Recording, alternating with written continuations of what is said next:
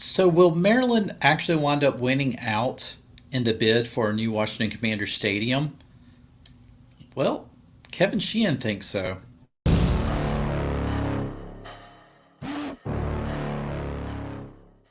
And welcome back to another video here on the Washington Football Maniacs YouTube channel. My name is Greg. I am your host, and this channel, of course, is dedicated to news and commentary for the Washington Commanders. If you're down with that, please make sure that you have subscribed to the channel. And of course, when you do, also make sure you hit that notification bell so you won't miss any other new video releases. So before we get into talking about the stadium, let's talk about saving some money. My partners here at Mint Mobile, they want to save you a lot of money because you know what? Sometimes it's so hard to make all of these payments each month, making the dollar stretch as far as we possibly can. Well, Mint Mobile wants to help you save money while not sacrificing anything with your cell phone service. If any of you out there are like me, you know that you have to follow a very strict budget each month. You want to be able to sit back, watch Netflix, or you want to be able to go out to dinner every now and then, but you just feel like you can't really do any of that stuff because you're so busy trying to stretch that dollar. Well, my partner here at Mint Mobile, they want to help you with that. They want to save you a lot of money and give you the same service, the same quality service as what you get from big cell phone companies. That's why I am so intrigued by Mint Mobile, who this video is in partnership with. They offer premium quality cell phone coverage for as low as $15 a month. I could get all of the high-speed data, the unlimited data, unlimited talk and text, all of that stuff for a fraction of the cost. And let me tell you, it was so easy getting started. I was able to switch over my phone to Mint Mobile service in less than 15 minutes. How did I do it? I used their eSIM card, and that allowed me to get up and running in no time. But never fear for those of you who have a phone that don't come with any of those eSIM doohickeys. Just get in touch with Mint Mobile and they'll send you a SIM card, a physical SIM card, for absolutely free. There absolutely is no sacrifice to switch into Mint Mobile. In fact, you're probably sacrificing more if you don't. Switch to Mint Mobile today. The link is down in the description below. It is trymintmobile.com/maniacs. Get started today on saving a ton of money. Now that said, let's get back to this wonderful video. We have had so many videos talking about where the next stadium should be for the Washington Commanders. Should it be in Virginia? Should it be in DC? Should it be in Maryland? A lot of us seem to be in unison as far as DC, because we felt like, number one, that's where they belong, especially at the old RFK site, which now looks like that site might be worth over $3 billion. So it's going to take a lot of money to be able to develop. They're also talking about not just developing the stadium, but developing a big infrastructure around that stadium as well. You know, you're talking about retail, restaurants, hotels, that sort of thing. But Maryland feels like that now, while I felt that Maryland was the odd man out, suddenly they have turned into the most likely place where Washington may keep their stadium. Now, not, of course, staying in what used to be FedEx Stadium, but possibly building a new stadium in Landover. The Maryland Senator signals opposition to Commanders in D.C. Kevin Sheehan sees Landover as increasingly likely for the new stadium. The push for the Washington Commanders' new stadium to be built in Washington, D.C. at the site of the franchise's former home, which was RFK Stadium, is facing opposition in the U.S. Senate from Maryland Senator Chris Van Hollen, who is working to keep the team playing in the state he represents. The opposition from Maryland Senator was first chronicled by Thom Lavero, with the Senate having a say over the terms of the leasing of the federal land at the RFK site. And now Van Hollen told WSA 9's Eric Flack in the statement that he plans to ensure a fair process in the selection of the Commanders Stadium site and prevent actions that unfairly tilt the scales in favor of one location over another at the expense of federal taxpayers, of course, unless it tilts more in Maryland's favor. That's probably not what he's going to tell you. Um, so, Van Hollen's statement added, "Our priority is not to block the transfer of the RFK property from the National Park Services to the District of Columbia, indicating granting the D.C. government control of the site, but not for a new football stadium."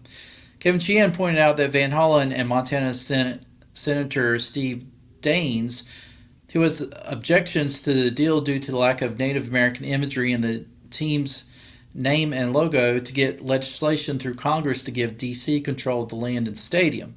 When it passed in the House, it seemed like a foregone conclusion. It's anything but that now. Most of you, like me, want to see a new stadium. By the time they build the stadium, it's going to be a long time from now. But want to see it in DC, want to see it at an RFK site. But this now has multiple obstacles, and that's before you even get to whether or not DC would be able to come up with a deal that would be favorable to Josh Harris and the team. Spokesman for the team declined to comment about the RFK legislation before Congress, but did say the organization is looking at 3 jurisdictions for a new stadium: Maryland, D.C., and of course Virginia.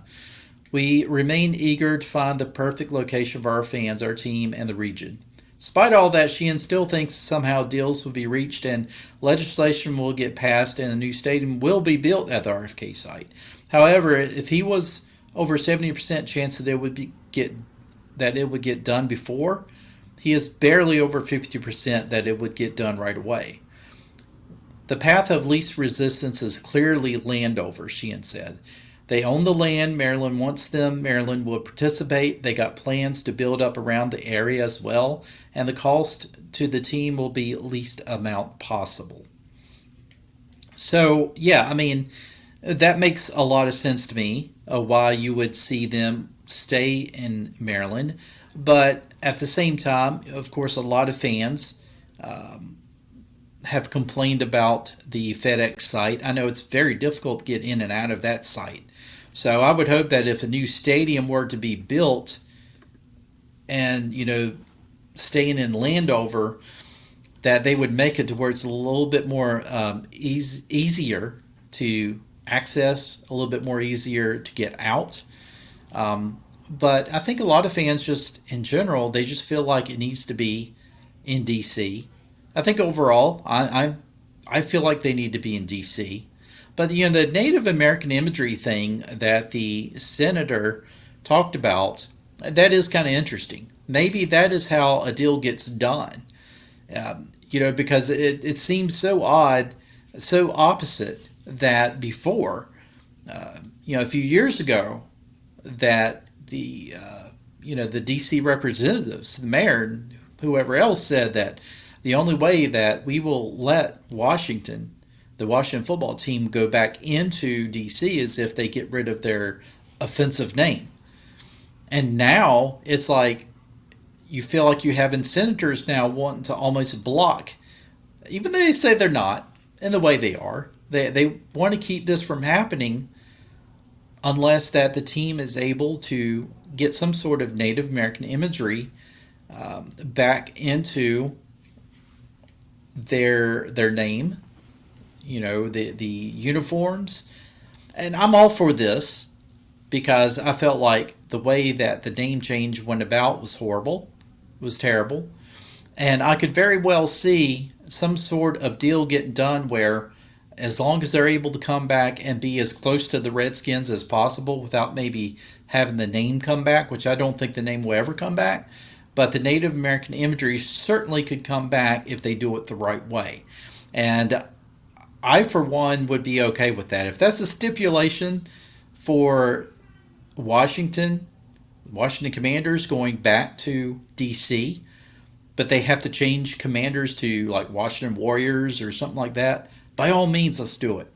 Let's do it, because I feel like it's going to be as close as we get to actually having the team return not only back to the RFK site where they once, they didn't win Super Bowls at the RFK site, but they had Super Bowl winning years at that site and glory years at that site, to also, being as close to being back to that team that everybody recognizes. I mean, let's face it, you have very minimal amount of fans who have enjoyed the rebrand.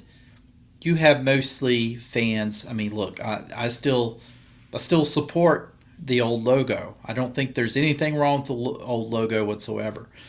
So if that's a stipulation, change the name, change the Washington Warriors, or something like that, and let's head back to DC. Of course, now me being born and raised in Virginia, that intrigued me as well. As far as like, what if we get Virginia has never had a shot at an NFL team. Why can't we have an NFL team fully in Virginia? And I was always okay with that. Because I felt like, Maryland has the Ravens. They don't need two NFL teams. They're not that big, right? So, I don't know. It's going to be interesting. It keeps flipping and flopping back, one direction or another. And honestly, at the end of the day, I do feel like they're heading back to DC. But I see what Kevin Sheehan is saying. I think he's saying that if a deal got done right away, it would be Landover because it's the easiest. It's it's the least amount of expense. They already own the land. And the best way is the way of least resistance, right? But at the same time, I think ultimately marketability, it's better to have the team in the RDC. It's going to help revitalize DC, and I really think that that's what you need. But hold on to your hats. We'll see what happens, folks. That said, I hope you enjoyed this video. If you did, give it a like, give it a share. And with that said, I will see you in the next one.